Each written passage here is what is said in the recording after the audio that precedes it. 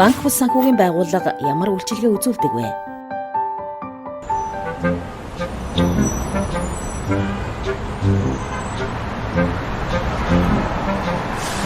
Хүүе сайн уу? Яасан бараг зэрэгтэй явах юм бэ? Сайн уу?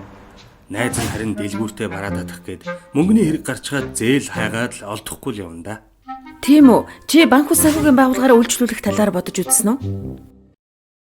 Банк бус санхүүгийн байгууллага гэж юу вэ? Тэд нар чинь тэгээд мөнгө зээлдэг юм уу? Хүүе зээлгүй яадаг юм бэ? Банк бус санхүүгийн байгууллага гэж санхүүгийн зохицуулах хорооноос тусгай зөвшөөрөл авч үйл ажиллагаа явуулдаг санхүүгийн байгууллага шүү дээ.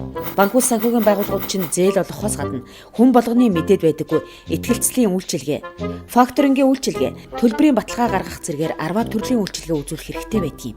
Бас тэгээд чи зээл авахаас гадна гадаадын орнуудаас худалдан авдаг барааныхаа төлбөрийг мөнгөн гуйлгын үйлчилгээний тусгай зөвшөөрөлтэй банк бус санхүүгийн байгууллагаар шилжүүлэх, доллар, йен гэх мэт валютаа солиулах, бүр санхүүгийн зөвлөгөө мэдээллийг ч авах боломжтой шүү дээ.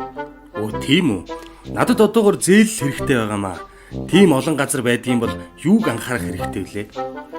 Хамгийн гол нь зээлийн гэрээ. Зээлийн нөхцлүүдтэй маш сайн танилцах нь чухал.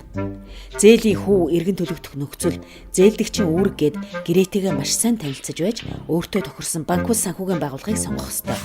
Зарим банк бус санхүүгийн байгууллагууд онлайнаар зээлийн хүсэлт хүлээн авч байна. Бүр гар утаснасаа ч зээл авах боломжтой болцсон шүү дээ. Оо заа. Найз нь тэгвэл нэг судлаад үзье надад чи. Таны санхүүгийн шийдвэр ухаалаг байж чадсан уу? Мэдлэгтэй иргэн ухаалаг шийдвэр.